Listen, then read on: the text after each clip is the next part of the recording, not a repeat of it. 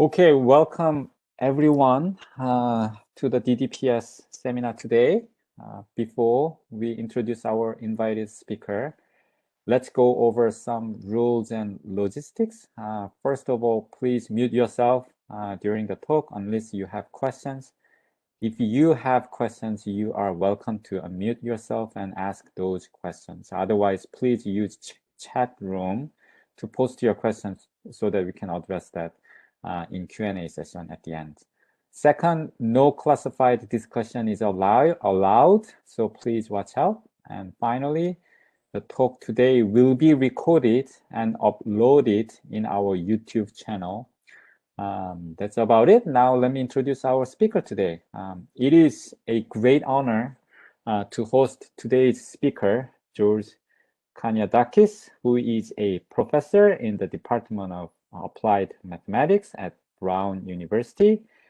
I do not think that he needs any introduction because he is an emerging star in the field of machine learning-based physical simulations these days. For example, he has coined the word PIN, which stands for Physics-Informed Neural Network. He is also currently holding a visiting professor and senior lecturer position at MIT. He has earned numerous awards in computational mechanics. For example, he is a recipient of the Siam ACM Prize on Computational Science and Engineering in 2021, the Alexander von Humboldt Award in 2017, the Siam Ralph Kleiman Award in 2015, the Tinsley Oden Medal in 2013, and the CFD Award in 2007 by the US Association in Computational Mechanics. Moreover, I think his H index and citation numbers clearly shows how influential he is in computational mechanics and data-driven physical simulation community these days. His H index now is 110, and his work has been cited over 56,000 times as of now.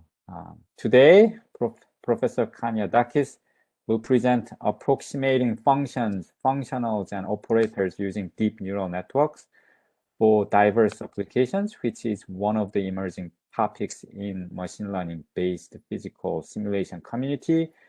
So please enjoy and expect a wonderful talk from George. Now, without further ado, let me pass the baton to Professor Kaniadakis by asking one random question, just to set the stage somewhat informal for both speaker and audiences. Today's random question is, since it is today, the Friday today, what is your favorite things to do during weekend other than research? After answering these questions, you can move on to the actual business today, Professor. Oh, that's a good question. I love the English Premiership, so I'm a fanatic Chelsea fan. So I don't miss any Chelsea games in England. And one of my students, his wife has become now the lawyer for Liverpool. So I'm looking forward for the pandemic to end so that I can get VIP for a game between Liverpool and Chelsea in West London. There's a big game coming. Good luck in Euro Champions. That's right. Yeah, yes. Thank you. I know there are a lot of people in academia love soccer. So thank you very much for the invitation. I would like to start with offering this coffee, this virtual coffee.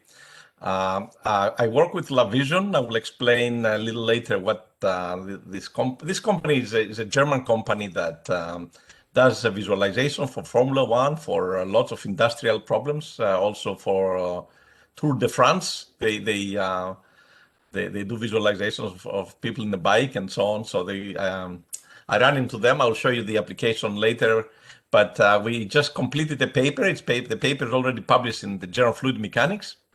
And the reason I show this is in my cover slide is to demonstrate that what pins and other neural network-based numerical methods we develop in my group are not supposed to be replacement of existing solvers, which are very good, but rather to tackle problems, real life problems like you guys have, which are not cannot be solved with current technologies, any technologies. For example, here, LaVision gave me 3D data this was always in the back of my mind, my big research question, how fast the aroma of my espresso hits my nose.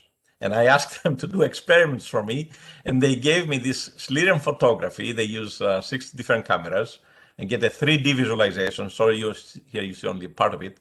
And of course, the question I wanted to answer always was the velocity field over my espresso coffee mug, and what's the pressure at the same time? Can I just having this? Nobody will set up the problem for me, not boundary conditions, not Reynolds number, not Rayleigh number, not Prandtl number, just the temperature in the environment and the geometry of the cap and these pictures that you see. Can I infer the velocity in 3D and time and the pressure from that?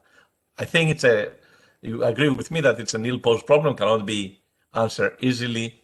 And this is really what I want to tell you about. But of course, this involves function approximation. This is what all neural networks are based on, universal function approximations. And of course, 100,000 papers were published last year on functional approximation. What I want to spend most of 2/3 of my time today is to tell you about functional, especially operator approximation and DeepONet, which is the recent work we published in Nature Machine Intelligence, and which DeepMind wrote 2 pages about DeepONet. I'll tell you why. So let me just say that I am one of you. I am an employee of PNNL. 1/3 of my salary in the last 10 years comes from PNNL, and I punch time cards like you. I'm a director also of this Mimics Center. I don't know if, I think Lawrence Livermore doesn't have one. There are 3 centers like that, DOE centers. Argonne has one, and I think University of Austin, Texas at Austin have another one. But we established, this was the first physics-informed learning machine center that we started over 4 years ago. Actually, the proposal was 6 years ago. I think it's still the largest coordinated effort on this, and we have computer scientists, we have application scientists, and physicists and mathematicians as part of the center. But the virtual or physical base is Pacific's Northwest National Lab, and that's why I'm affiliated with them. And so I'm a director of this center as a PNNL employee. My own group is called Crunch, which is the home of PINS and Machine Learning Plus X, and we started this a long time ago. So, as I said, I want to talk about 2 things. I think my student Paris Perdikaris gave a talk in your group. He may have spoken about PINS. That was part of his thesis, along with other people, a few years ago. And I'll talk about PINS, some applications. And that is when you have some data and some physics. DeepONet would work, as I said, it's at the operator level. We regress operators and functionals, and it could work with when you have a lot of data and no physics at all. You can work for a black box, like these very complicated systems that you guys have to work with. I could represent a whole digital twin of a power plant, for example, the DeepONet itself, or a bunch of DeepONets. So a DeepONet is much broader concept. Just a quick thing on PINS, and I just have to say that this work was done 2016. It took us almost 4 years. This was published in 2019 because everybody was rejecting our papers, including our friends who were recommending our friends as reviewers, and they were rejecting the paper. Now, not only this is the most downloaded paper in Journal of Computational Physics, if you look at the most downloaded papers in Journal of Computational Physics, to the top 20, 15 of them are associated with my group. Either 10 from my group and the other 5 is from my students. So, of course, the PIN combines, it's a composite neural network. It's a standard neural network. You try to find U as a function of X and T. And of course, that's the data part. The math for this is very simple. even computer scientists can understand it. Sorry if there's any computer scientist in the audience, but it's basically least squares for regression, and you just minimize that, and you get an answer. For physics in form, of course, here you need about 10,000 measurements to get this function u. You don't have those measurements. Instead, what you have is lots of physics, some physics, parameterized physics, like, for example, the nonlinear Schrödinger equation here. It's parameterized. I don't need to know exactly the equation.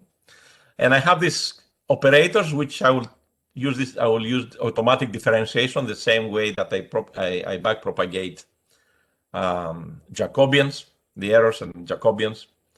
I compute Jacobians. I will use the same automatic differentiation to compute the first derivative, second derivatives, and so on. So this will give me another function to minimize, namely the residual. F here will be the residual, which I will evaluate at random points in the domain. How many points? NF points. I evaluate that residual, and I will penalize it to be 0. Then I take the data part, which is this part here. I take the physics part, which is this part here. I can weight them. I can have weights, lambda data and lambda physics here. And I form a loss function, which I minimize using Adam and then LBFGS and so on. Just the standard off-the-shelf optimizers. The method is very simple. And I tell my colleagues, even professors can now program this stuff. That's why it's very popular, not because it's sophisticated. Here, for example, for the Berger's equation, you can see in TensorFlow, this is defining the left part. This is defining the physics. Take the derivatives with automatic differentiation, and we form this. Now, in this domain, you can see here, I don't have boundary conditions here. I can have gaps. So this is where my data is, this crosses of the data. Where I compute the residual will be these random points, right? So 10 minutes later, a high school student, if you give him this equation here, can produce the solution, and this is a real case. Actually, I've done that with high school students. They know how to obtain solutions like that of the Schrödinger equation, nonlinear Schrödinger equation, because it's very, very simple. Okay, so here's the extension, which is very important. Recently, we published a paper called parallel pins, how you can do pins in parallel, and you use the domain decomposition. Why I like this is because it's also space-time decomposition. So I look at the same problem as before. So we never discretize x, we never discretize t, both are continuous coordinates, but I can divide the domain into two parts, the blue sea and the beautiful dolphin. I don't need to do that here, but you can imagine if you have detonations, if you have any other moving parts in a domain, moving domains, sliding domains, rotating domains, you may want to do that, or you may want to do that for multiscale, multiphysics problems, or you may want to do that because you want to exploit parallelism. So for this particular case, for the same equation, we define two domains, 1 and 2, and then we define here two neural networks. So I can change the number of I map one neural network per GPU. Okay, so you can see now I have different activation functions in one place than the other, a different size of network and so on. So I have the extended pin, X stands for extended, gives you tremendous flexibility, both computational, but also physical, from a physical modeling point of view, from domains and so on. Now, what's the magic? You say, how would you, because we have something else called C-pin. At the C-pin, we're basically using the discontinuous Galerkin formula for fluxes, to penalize fluxes at this red boundary. Well, the X-pin is actually much simpler. It takes only one line to go from pin to X-pin, because the only thing you penalize at this residual is this F, the residual, at minus outside the dolphin, F inside the dolphin. You take this residual along the red boundary and you penalize with some constant lambda. Okay, so the only, of course, the residual has to be continuous because the residual has to be 0. So this extends to any type of PDEs and ODEs. And as you can see here, this is a non-convex domain. It's an arbitrary domain. You cannot take derivatives, as you can see here. But also I have decomposed space-time. So I have parallelism in space, parallel in time, and tremendous flexibility. and the solutions look pretty good actually. So we have done this for shocks, for Navier-Stokes, with lots of different applications in this paper. But this is just one example to show you the flexibility of this. Just going back to a couple of years ago, last year actually, we published this paper. This was work done a few years ago, where we were trying to solve this inverse problem like the coffee I show you. And so like for the coffee example, I will take the temperature here, and then I have the Navier-Stokes, which I penalize. All this is computed with automatic differentiation. And then I can, in this example in science, we said, okay, if I give you a video in this arbitrary cutout behind the cylinder, can you find of a scalar, a passive scalar, can you find the velocity and the pressure? And indeed, you can find time-dependent velocity fields and pressure fields without any pain, without solving, for example, an explicit Poisson equation for pressure. And you can do it to compute forces and so on. I just refer to the science paper of the archive. But this is what brought me to LaVision, the company that I like now. They are interested in buying our patents. That's why I'm kind of friends with them. But this is one of our collaborators. His name is Thomas Berg. He's one of the people who work for LaVision. It's a company in Göttingen, Germany. So he was puffing, as you can see here. This is Lyrian photography with and without a mask, and then we took these pictures from the video, from YouTube video, and we quantified the velocity and the pressure field around his nose. Down here, I had the movie, but I don't know why this movie cannot play, but you can see down here, I have a puff of the pressure without the mask, and then with the mask, we also have the velocity field around his nose. The same thing applies here for the coffee that I show you, namely, what we are given is something like that. We can reconstruct. We're giving actual temperature gradients or density gradients. We can reconstruct these. We assume a Boussinesq approximation that is valid. We don't know the Rayleigh number or any other properties, and we can see you can match you can get the velocity and the pressure here. This is 2D slices, but actually it's a 3D. People didn't believe us that this velocity is actually pretty fast, 0.4 meters per second. So they did a PIV experiments independently. It's in the JFM paper, which is here. We also have a paper that will come out this month in Nature Physics Reviews on physics-informed learning, and we have this nice, you can see the mags have now actually our neural networks. We don't sell them, we give them for free. So anyway, take my word for it, you can actually compute this very accurately. The PIV independent measurements show that indeed the maximum velocity is 0.4 meters per second, which was surprising to me. We just filed another patent on AIV, artificial intelligence velocimetry.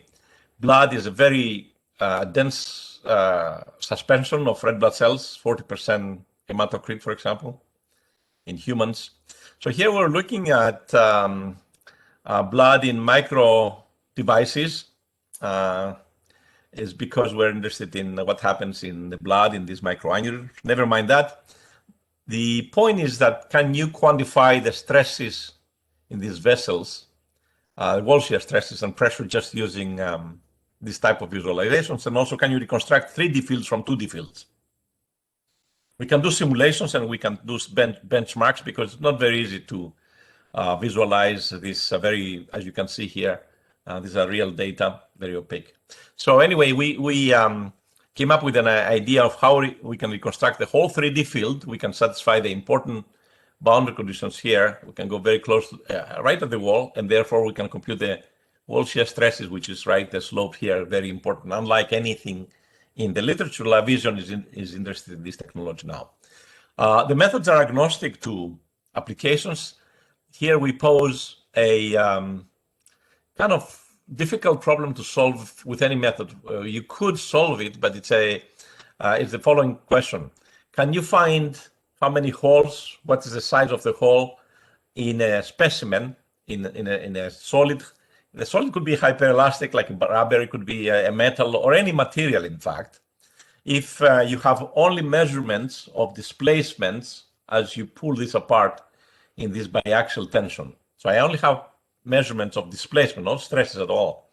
And I'm asking the question, can you infer all the the mechanics of this and also find where the hole is. Okay, so we can parameterize this with 1 or 2 parameters, or if you do splines, you can parameterize, or you can have a neural network that parameterizes the geometry. Here I show one type of equations that you will bring in here into the physical part of the neural network. And the answer is yes, you can very quickly, starting from the wrong answer. You can see I start down here. The answer is over there. And you can find if there's a hole, how big is the hole, where's the orientation of the hole, and so on. So you can imagine that that's very important for materials. For designing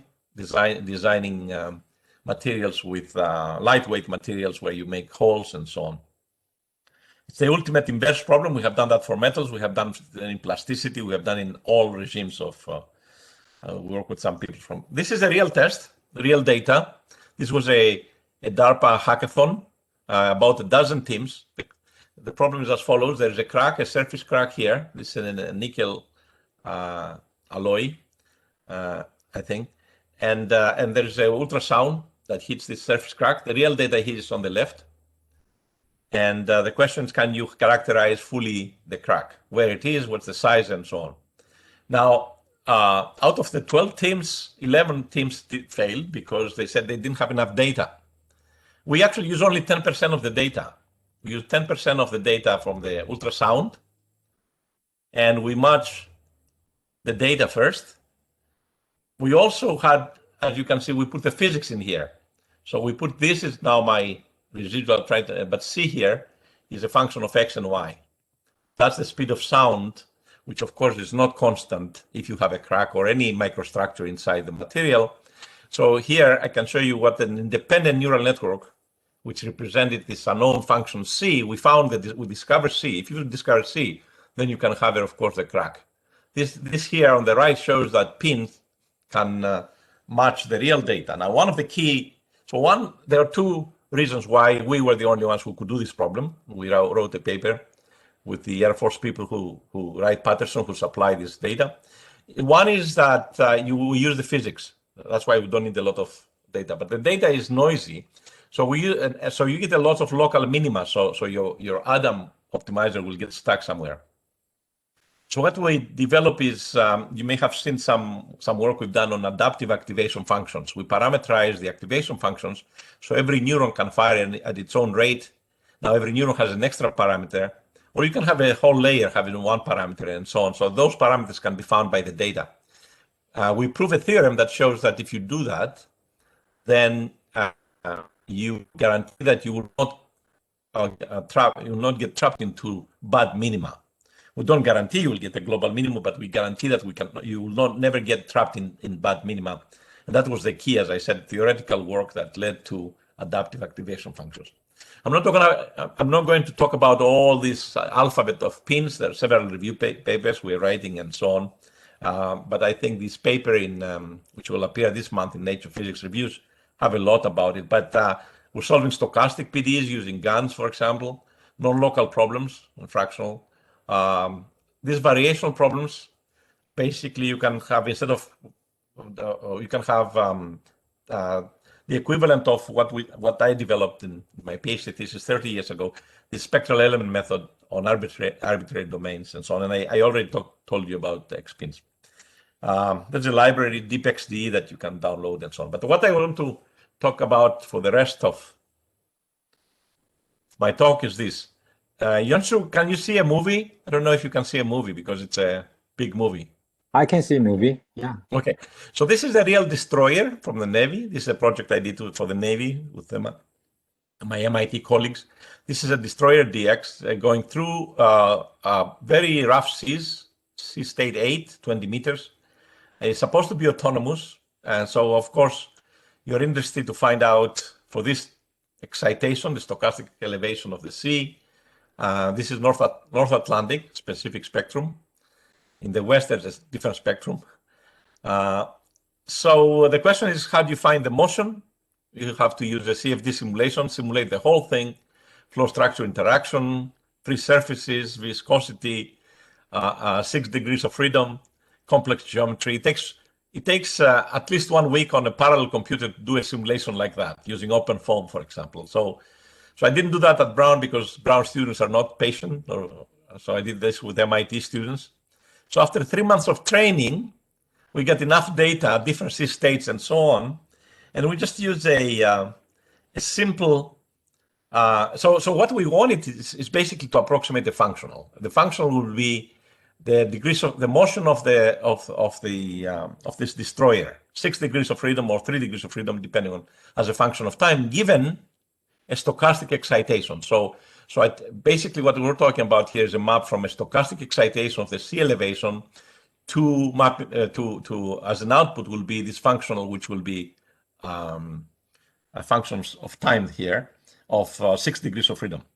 First of all, I was interested, I'm in applied math, I'm interested in the theory. Can you actually do that and have some guarantees?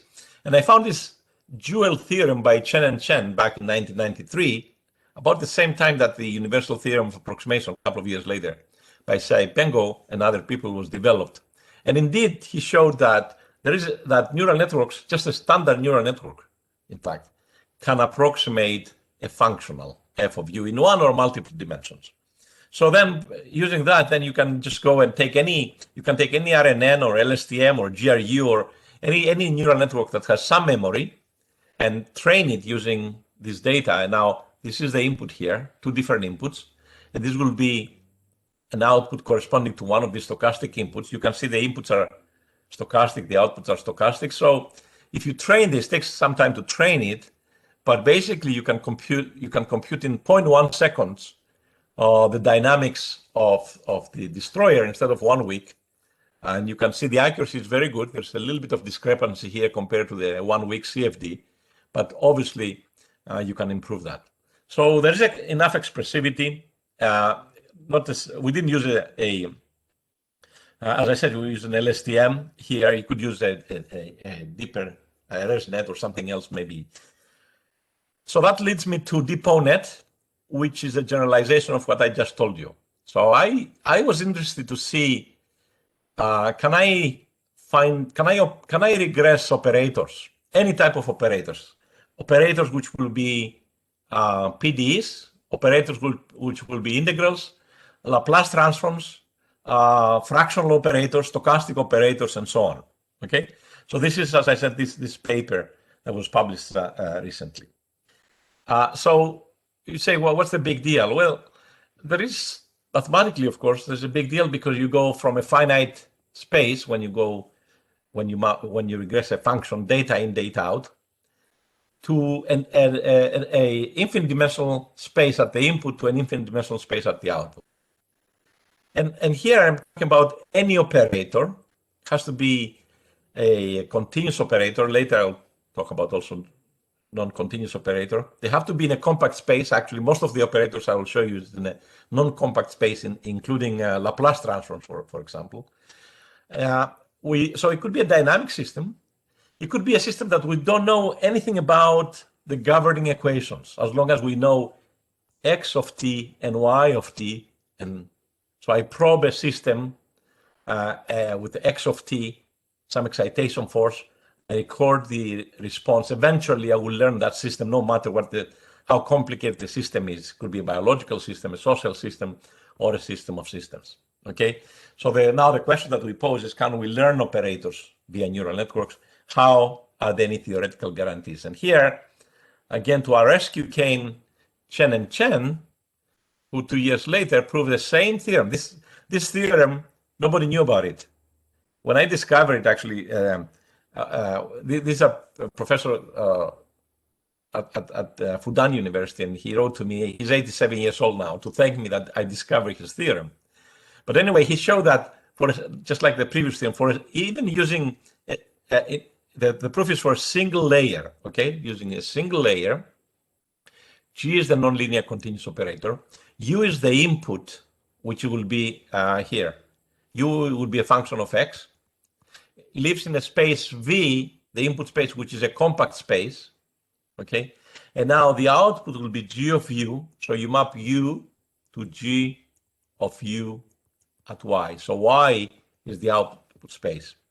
So basically, it shows that this theorem tells you that yes, neural networks, actually 2 neural networks, You can see I have a sigma here and I have another sigma here. They don't have to be the same activation functions, but this is one neural network and this is another neural network.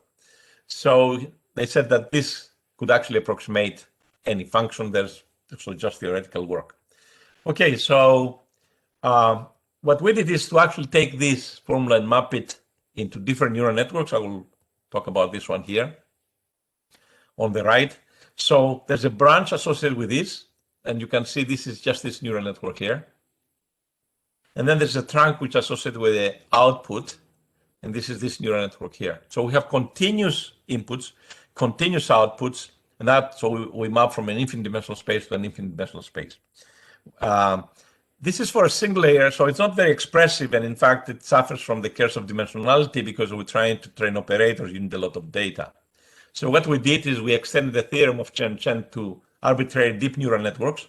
So now we replace this with some neural network approximations of the trunk and the branch.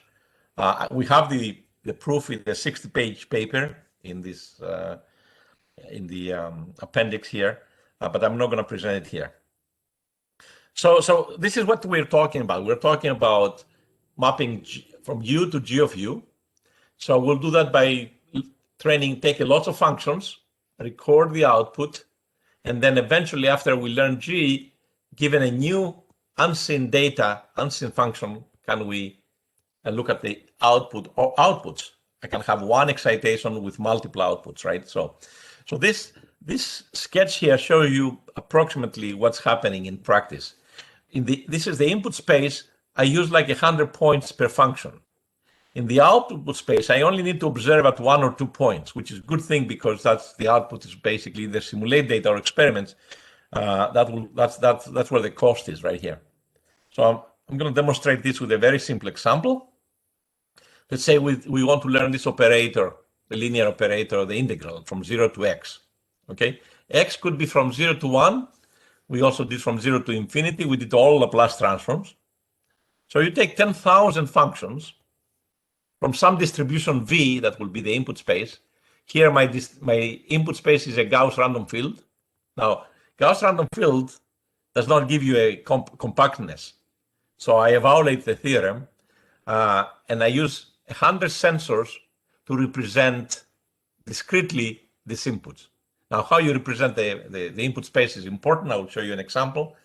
But the important thing here is that I only need S to be evaluated at a certain point x star. For one function, only 1 point.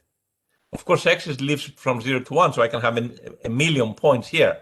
But it turns out that you only need 1, which is very, very important.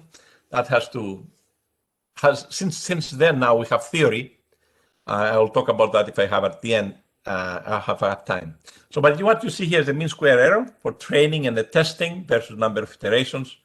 We go down to 10 to the minus 5, which is pretty good accuracy. And this is the neural network I show you.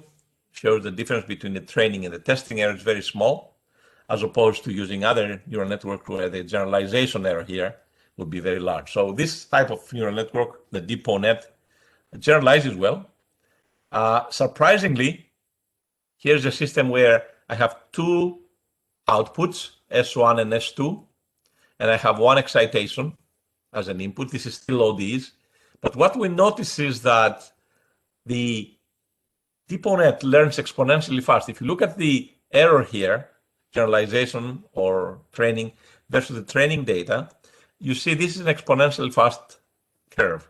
Eventually, it saturates. The network is small enough, it's not expressive enough.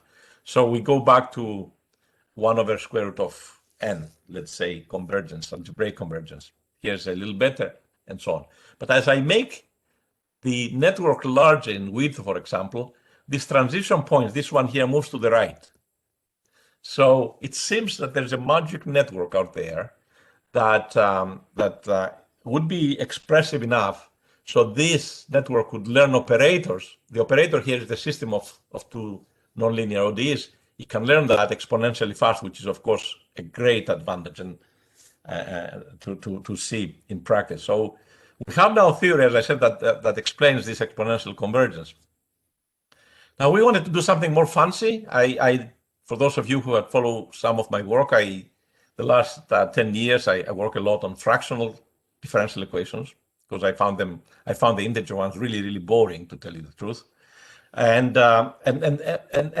fractional differential operators are very expressive, just like deep neural networks. So here we wanted to know, can we train DeepONet to learn a Caputo fractional derivative? Of course, we know the formulas and so on. So just like the integral, the Caputo fractional derivative is a little tricky because it has a singular kernel, as you can see here. But the answer is yes, we can learn how to do that. It would be very important what the space V of inputs is. And this plot here is supposed to show you the mean square error versus number of iterations for different spaces V. GRF, which I used before, is this. However, if I represent with some spectral basis, something we discovered about 10 years ago is a new class of orthogonal polyfractonomials, polynomials with fractional orders, which have recurrent formulas. If we do that, we get really 2 orders of magnitude. So how improvement? So how do you express the input is very important to get good accuracy. I will skip a lot of stuff here. We can learn stochastic PDEs, the trajectories. I want to talk about a couple of physical examples, and then I will take questions. So you all know what tiny bubbles are, and big bubbles, and so on. So for the continuum, if you have relatively large bubbles, there is back from Lord Rayleigh, there's an equation that this type of equation that if you start with a bubble like that, this equation, given a pressure difference delta P, which is here, it can tell you how R of T increases. Of course, I want to train DeepONet to learn this operator, this nonlinear operator. Okay, this is just, I don't use any math here. I only use the math to generate data to train my network. After I train my network, I give it a new pressure difference, and I want to predict R as a function of time. Okay, so the pressure difference is the input, the function. The time will be the input to the trunk net, and we'll get out the radius as a function of time for a given delta P. Okay, so in fact, we represent the function here. So here's the results. You can see that I can have arbitrary pressure distributions like this, and then the dynamics of the bubbles, this is unseen data, this is testing, is not trivial. You have very fast oscillations, the bubble breathes like that, oscillates, and then because of viscosity, it decays and so on. So we are able to capture the dynamics. DeepONet in 0.1 second again, 0.1 second, no matter what is 0.1 second, no matter how difficult the problem is, it will predict the correct dynamics for unseen data. Of course, we're more ambitious. We're interested to know what happens if you have a really tiny bubble, a nanobubble down to nucleation, and the bubble rises and becomes like that. Of course, the continuum regime, these equations are not valid below about 1 micron. And so we wanted to feed DeepONet with 2 types of data. Continuum data would generate from this equation. By the way, you could have video. If you have a video, you can replace the equation with video data. And you use a CNN for the branch. And then we do DPD. DPD is like stochastic molecular dynamics, if you like, but coarse-grained molecular dynamics that can do these tiny bubble simulations. And here we show that indeed we can do this. But I want to show you this result that shows that DeepONet, which was trained using continuum data here, molecular data here, can give you great answers in all 3 regimes. This is the continuum regime, this is the stochastic regime, atomistic regime, and this is right here, there's an overlap of data.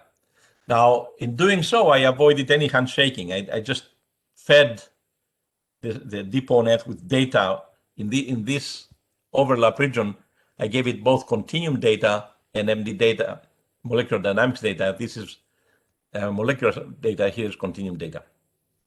So we get good answers. It turns out that you cannot distinguish from the running. Now, this again takes 0.1 seconds. In this regime, it's fast of course, to solve this ODE with MATLAB, but to simulate this takes about 1 day because it's molecular dynamic simulation. So now everything is 0.1 seconds. So now, given the initial radius and delta p, you can produce the R of t in any regime, from the nanobubble to the millibubble to the bigger bubble. And I will finish with this example, which is hypersonic flows. It's a current project we have with DARPA. We're looking both at the Inviscid and viscous. We're looking at a case where we have Mach number 8 to 10, and the air dissociates. The big bottleneck, as you can appreciate here, is the chemistry. So we have 5 species that we need to track. So what we did with DeepONet is to learn the chemistry, given velocity and temperature and these equations here, some data, we can get all the chemistry, all the species here, all the evolution of the species and the initial conditions and so on. So we were able to beat the CFD solver by 100,000 times because the time step, there's no restrictions in time step. And there's so I want to show you some applications with the Euler, with the Inviscid case dynamics. This is a case now we have 3 species, still non-equilibrium chemistry. And here we use a code by my colleague Qinwan Xu, who has this best codes for WINO, especially, and also including non-equilibrium chemistry that guarantees positivity. And what we are trying to do is to, given some arbitrary initial conditions for the pressure, let's say, and pressure ratio, the ratio could be 5 to 1,000.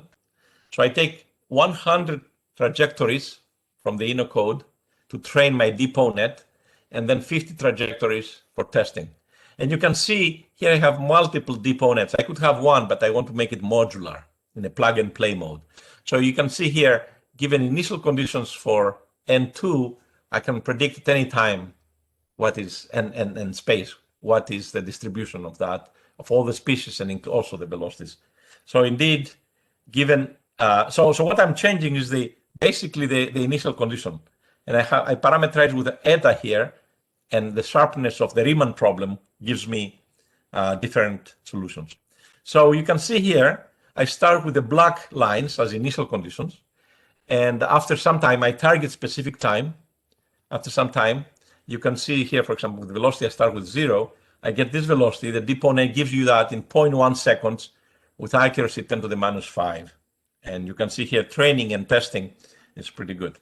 And this is my last slide. I think this is the ultimate application of DeepONet. You have not seen this yet because we haven't published it. So what we have here, let's start with the left here. We're looking at a hypersonic boundary layer, and these are pressure transducers. So we have discrete measurements of pressure on the plate. By pre-training a DeepONet, we can, and we use the inverse DeepONet, we can infer what is the free stream disturbance, the upstream boundary condition. Okay. Now, having these disturbances plus these pressure transducers downstream, we can reconstruct in space-time the 3D field using the forward DeepONet. Okay, and as you can see here on the right in the movie, we now have a 3D field and we have the initial conditions and so on. So this is work with Johns Hopkins University, Charles Menevaux and Tamer Zaki. So this takes about 0.1 second. This takes on 0.1 second, of course, after you do the expensive offline training. So just want to summarize. In the last 3 years, we've been working on this DeepONet, and in the paper I mentioned in Nature, we have 16 different applications for PDEs, stochastic PDEs, explicit operators like integration, differentiation, and so on. One of the questions was, what happens if you have a lot of inputs and you want to reduce the accuracy, to increase the accuracy, reduce the error by a factor of 2?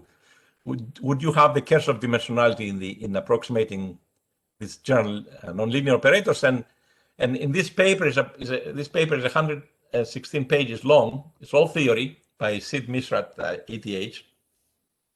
I'm a co-author there, but I didn't really do anything substantial. The the graduate student did most of the work with Sid Misra. They took our paper and they put a strong theoretical foundation behind it. They explain the exponential convergence I talked to you about. They extended DeepONet to non-compact. Why we're getting so good results with non-compact input spaces. So, and also we talked about continuous operators, but the operator I show you for the multiscale problem of bubbles was actually a discontinuous operator. So they have also extended this to measurable operators, not necessarily continuous operators, and some other, and they have lots of other theorems, including how you need to sample. For example, they found that it generalized well, and also in the input space, it's good enough to do a random sampling. You don't need to do any better. That's almost close to optimum. I'll finish with the statement from this. This was a 2-page article, as I said, by DeepMind. Didn't know that they would do that, and they published also this in Nature. And they said that the DeepONet is very fast, and we can read here that can approximate. It can be trained using both experimental and simulation data at different fidelities, and also you can model the dynamics of complex systems where no analytical descriptions exist. And that was my original motivation for doing that. We use here math and the PDEs just to generate data, but since then we have modeled many complex systems. For example, recently I worked with NREL from DOE, and we model using DeepONet. We model a thermal battery, whole thermal battery, using only as an input the irradiance, cloud coverage, and also the temperature, the ambient temperature, and then we can predict the state of the charge downstream of the Rankine cycle at the output. Let me just thank here also my sponsors. There's a new Muri we received recently from AFOSR. Have some pretty good collaborators on the theory side from Caltech, from Stanford. We are looking at the hypersonic problem, so Sarbel Farhat is there, and we're looking at meta learning, and some of my collaborators from University of Utah who are in computer science will be part of it. So I think with this, I would like to stop and take questions. Thank you so much. It was a wonderful talk. Okay, let's have a Q&A session. We do have a one question in chat room by by Vincenzo. He asked, can you comment on the applicability of the no free lunch theorem to DeepONet?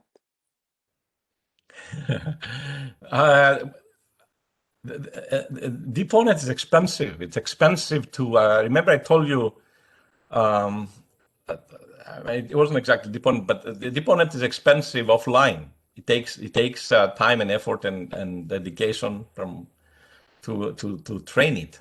But of course, when you use it for prediction and inference, it's as fast as your laptop, no matter how difficult the problem is. 3D, 1D, I mean, that's so because you basically interpolate or extrapolate. So there's we don't violate the free lunch theorem. Okay, thank you. Well, can you give us follow-on question? Can you give us some sense of how expensive the training phase is for the DeepONet? Yeah, so I can tell you, because we just introduced in this last example, which I show you, we're doing this PSC, parabolized stability equations, and that's how we generate the data, because we want to see if DeepONet can do stability analysis. And so we generate data using a spectral code, and the cost for generating the data, which was I think about 50 snapshots, or of the order of 100, let's say 100, that's how expensive was the training of DeepONet. However, compare now the spectral code trying to predict new disturbances to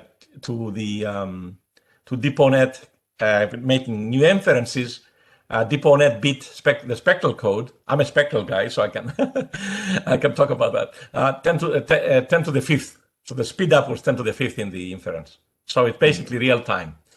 Yeah. Very nice. Okay. The following question, next question by Craig. He said, "Wow, has this been applied to weather?" Very, very good question. Very, very good question, because that's where the interest and the. So I'm working currently with PNNL. I don't know if you know Ruby Jung. She is in charge. She's the chief scientist of ARM for DOE. So she loves the stuff. So we're trying to create digital twins for different aspects of weather prediction, including what's going on in the Midwest, and also using all the assets from ARM, all the radars and so on for cloud parameterization and so on. So, but the answer to your question is not yet, but there is great interest from within DOE, and I hope other people, as it depends on what aspect of the weather you're looking at, but I think that there's great potential here. Yeah.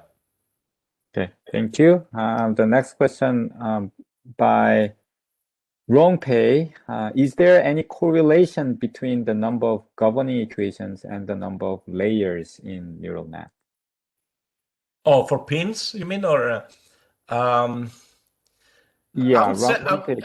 yeah. I mean, assuming that the multi-physics problems, the number of equations, leads to multiple to stiff problems, and then you need deeper neural networks to be more expressive. But if you saw the title of my Muri, that was one of the questions we also tried to address systematically, the question of meta learning. So looking at the type of a PD, parabolic, hyperbolic, and so on, and the type of multiphysics, can you design neural networks which are optimum in terms of accuracy? It depends on what's, and we use reinforcement learning techniques to do meta learning, which is the answer to that question. Anything else I would say is kind of like empirical and depend on the postdoc. They do different things. There's certain trade secrets, but we actually write them in the paper.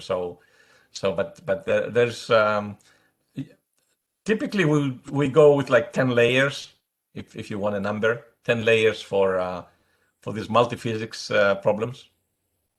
Okay, thank you. Rupeng also interested in seeing again the slide for, the slide with the Poisson equations. And which Poisson equation? Was the first part the pins or the? I believe so. And he believed that it was skipped during the talk, but he believed he. Yeah. I know. I think he's talking about the stochastic pin, right? Yeah, I think it's the stochastic one.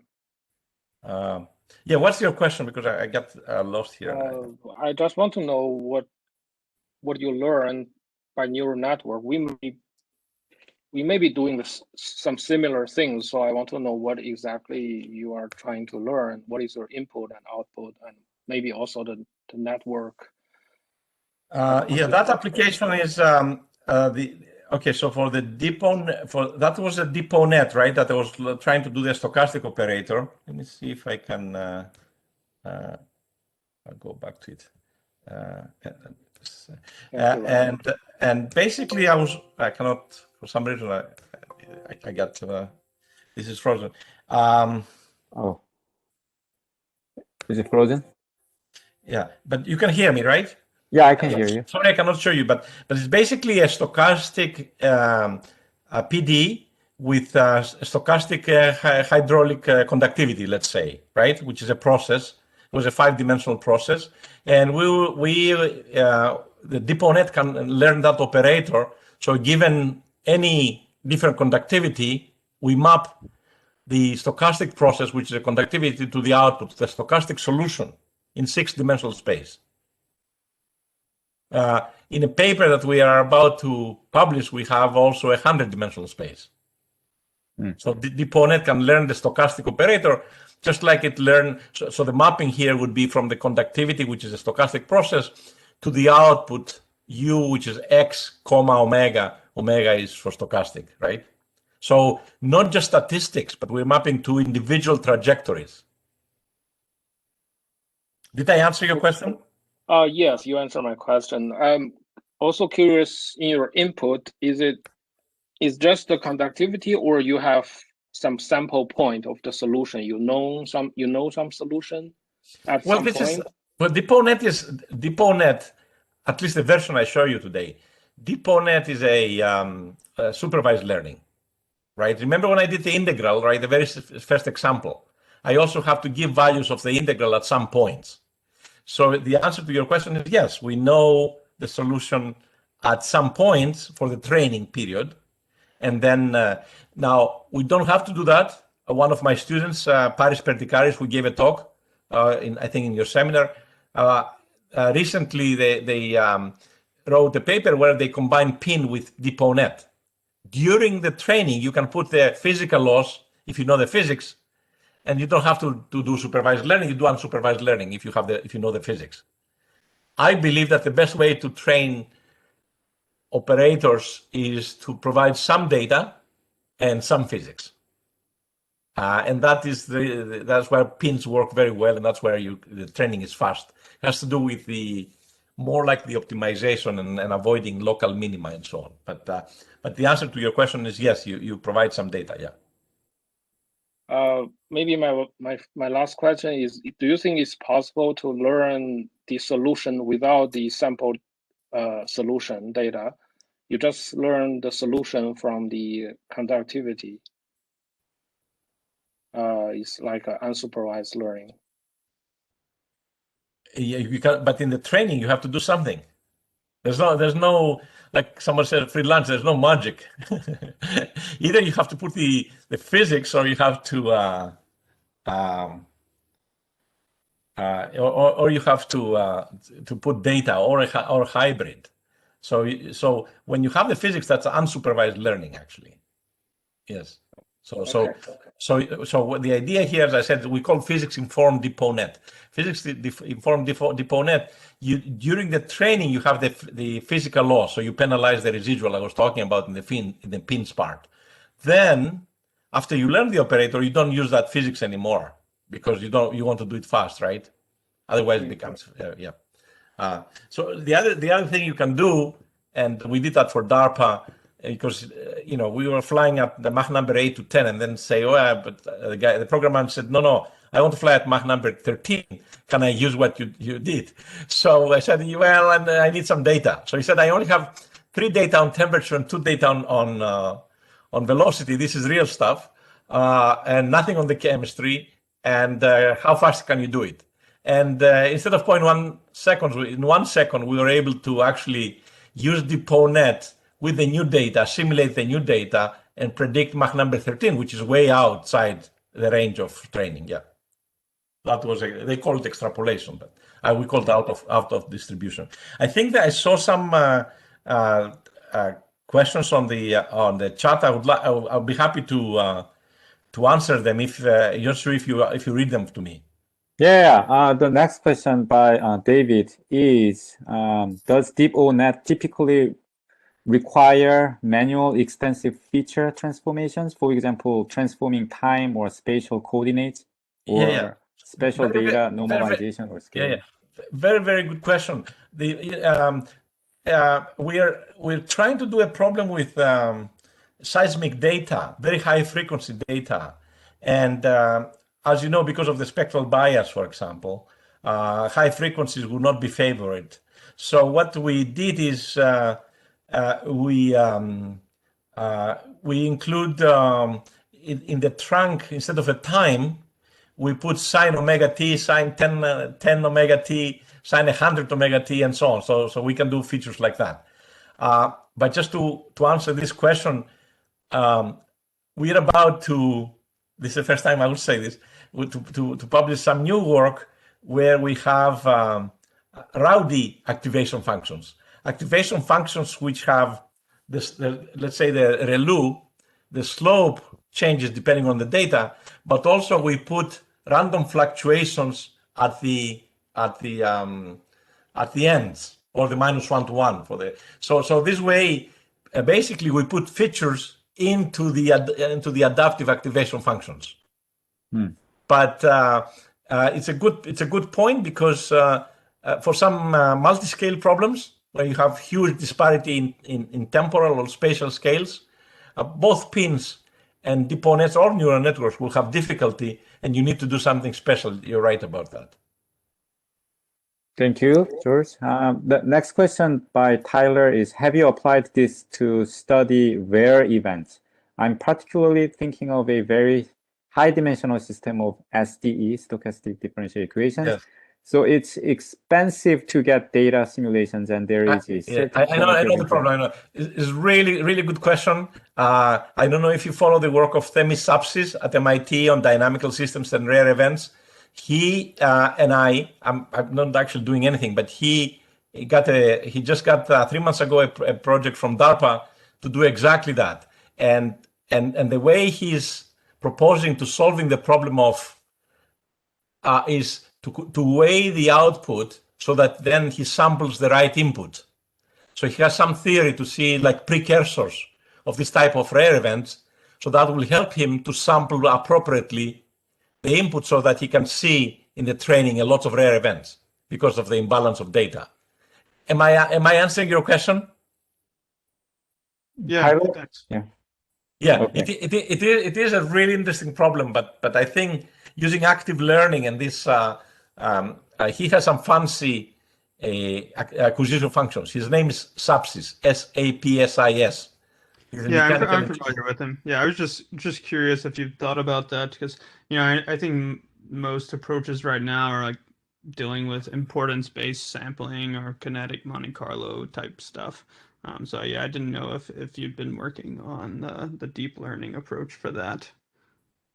Yeah, as I said, he is doing the work. He wanted to do in the context of DeepONet because DARPA loves DeepONet now. So so he basically got the grant based on DeepONet, but I think he's making some progress. He hasn't published anything yet. Okay, the next question by Donald. After learning a linear operator, if you want to extend it to a nonlinear operator, how effective is transfer learning to extend a pre-trained DeepONet? Yeah, we have not done it, but I believe it can be done.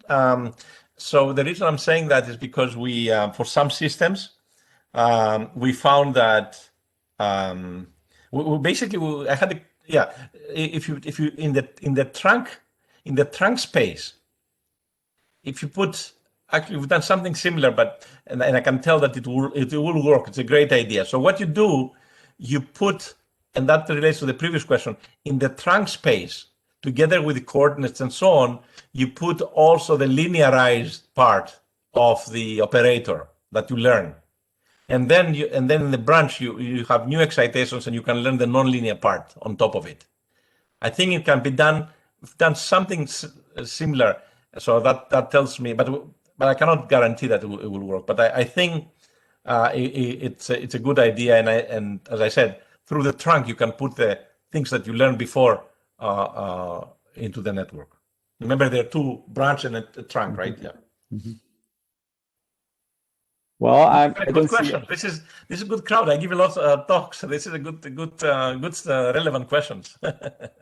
I guess you have to come back and then give another talk. Okay.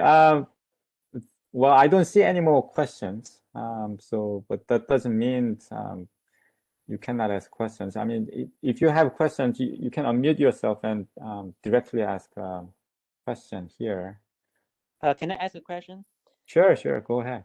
So when you introduce your network for this continuous operator, you use an example of 100 sensors there. So I'm just wondering, this number of sensors, is it a fixed hyperparameter in your network? So let's say you have trained this neural network with 100 sensors. Now I have a new input function. I have, let's say, 1,000 data. can I still use your neural network to get the output for this operator? Yeah. No, it's not a hyperparameter. This is just to make things simple. In fact, when I showed the example of the fractional operator, I was making the point that it's up to you how you represent the space V, the input space. The input space, the simplest thing would be take a interval, divide by 100, and you do that. That's my 100. So but that's not a hyperparameter. That you can do. In fact, you can do arbitrary random sampling of your input space, or you can represent the input space with wavelets, or you can represent, as I did with spectral methods, or your input space V can be a neural network, right? Because that's a function space. So you can have a neural network that produces that function that can be directly an input to DeepONet. So when you train your neural network, do you have to specify that? well, you have to, because you take a sum. It was a sum in the theorem. You could see it's a sum over all the points. UXI of I equals 1 to m. M was the number of sensors. So yes, you do have to specify that, but it doesn't need to be constant. Whatever you sample, if you sample at 1,000, you put 1,000. It's not a hyperparameter. It's like a representation of that space in input space. So I mean the architecture of your neural network doesn't depend on that? No. It does not depend on that, no. Okay, I see. Thank you. Yeah. Okay. Any other questions? Yeah, I have a question. Go ahead. George, yeah, so in your recent paper about solving the stochastic inverse problems, the one you just put on arXiv, I think in March, using the discrete particle observation, and you use the variational form of the KL divergence. Yeah, that's different. Yeah, you mean right? Yeah. I know it's different. I just wanted to ask you about that. So I think in that paper you go up to like 5-dimensional Fokker-Planck equations. Is that right? Something like that. Yes. How high dimensional do you think you can handle? We did 100. We have 100 actually in a revised paper similar to it. We have 100. But it is an issue how to generate the data. But it's we did 100. If you 100. Above that is a little difficult for this, unless you have you exploit the composition of the function and so on. But 100. Right. So I'm trying to think about. I mean, I know the inverse problem is one thing and it's impressive, but just particularly in regards to the forward problem, I'm thinking of, what would be the different, or how would you compare, or do you have a comparison, say, of, or just thoughts in general about, using pins for this high-dimensional Fokker-Planck equation stuff versus, say, a tensor train approach in parallel? I would say for the forward, for the forward problem, if you don't have any data at all, I wouldn't use pins. I would use like I have a paper where I was using this GPR and GANs, like this click approach, and I did 100,000 dimensions. Do you know that paper? I don't. No, I don't. Yeah, so it's called it's a CISC paper, the Siam Journal of Scientific Computing. I did 100,000 dimensions using what's called additive kernels and GP. So instead of having, of course, a tensor product of all this, you can write the kernel as a sum of kernels, and of course the effective dimensionality. Obviously, in order to be able to do that, there's no you have to find the effective dimensionality, and you find through coarse simulations, you find the effective dimensionality was about 10, the highest. So in other words, locally, right? If you look at what's called gangs or clicks, the click. Like from a graph, you can see which one interacts with what, and then you decompose the entire product into a sum of products, and the highest dimension. So then you can use some sort of ANOVA type functional ANOVA, and so there's a few tricks, and also you have to sample in frequency space for stationary problems. For non-stationary, there's still hope and so on. So I was trying to push the limit here there. In GANs, there's a paper, if you're interested in this, Physics in Form, GANs that we did. Also in CISC, then there was 120 dimensions. And then there's a follow-up paper in supercomputing 2019 where we simulated the Hanford side, the nuclear site at PNNL. And we used 10,000 dimensions using GANs. To do that, we used 500 generators, and I don't remember how many discriminators, but something like that.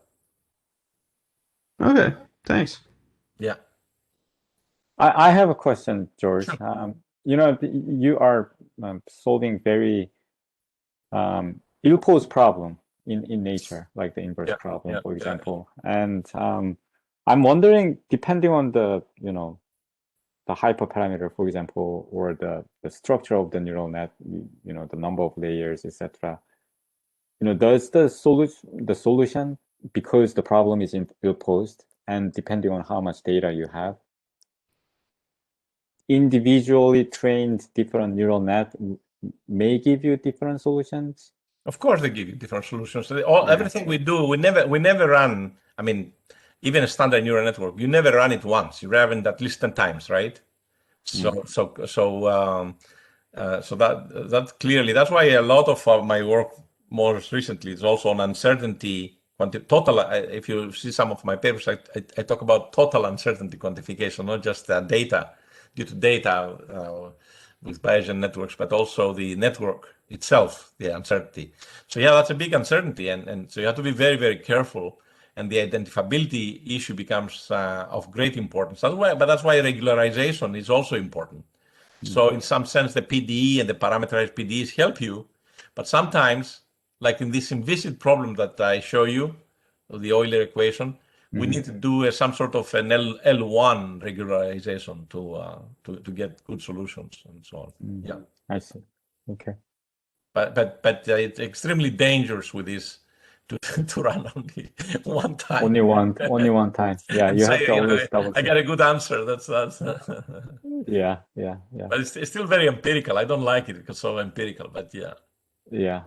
Understood. Well, I mean, the problem itself is so conditioned, so it's you cannot avoid that, I guess. The coffee. I can tell you that the coffee example is pretty good actually. But for some reason, the coffee example, the standard, the variance was very little from run to run. Oh, wow. If you have a lot of data, we have 3D data, right? From the density gradients from the Slidden photography can give you that in time and space. You can actually you go closer. Well, that's why pins don't work very well in for forward problem. They work great for inverse problems because we help the optimization, because you anchor the solution somewhere and then you help the optimization. It's nothing to do with the the classical lax type stability. It's more like helping the stochastic gradient descent or the Adam and so on to find the close to minimum, to global minimum, go close to global minimum. Yeah, that makes sense. Well, is there any other questions? If there is, please speak up. Otherwise, I think we are going to wrap up here. Sorry, George. Sure. Just to follow up on what you previously we were talking about with the additive kernels in the CISC paper. But what was the title of that paper? It has the massive dimensions or something like that. Massive data set. It's about 3 years maybe old. Okay. And I can find it. Yeah, Paris Perdicaris is the first author. Daniele Venturi is the second author. Oh, okay, I know. And myself. Yeah. With these three, I think you can identify the. Yeah. All right. Thank you. Okay. Wonderful. Okay. Any other questions? 1, 2, 3. Okay. Well, let's thank the Professor Kadia Vikas for the wonderful talk and great work, which is very impactful these days for various research areas, directly relevant to what we are doing in Lawrence Livermore. So let's upload. Thank you so much. Yeah, thanks for the opportunity. It was great questions, Kai. I had a good time. Thank you very much for inviting me. Happy to answer offline. Just shoot me an email. Lots of people contact me. So you know, if you're interested, if you have a good, I like people with data. If you have data, I'm happy to work with you for free. I work for data, not money. I say, as I so wonderful. Thanks very much for hosting me today. Take care. Yeah. Thank you so much. All right, that concludes the seminar today, and thank you so much everyone joining us. Next DDPS seminar will be Thursday next week. Until then, have a good day and have a nice week, everyone. All right, bye.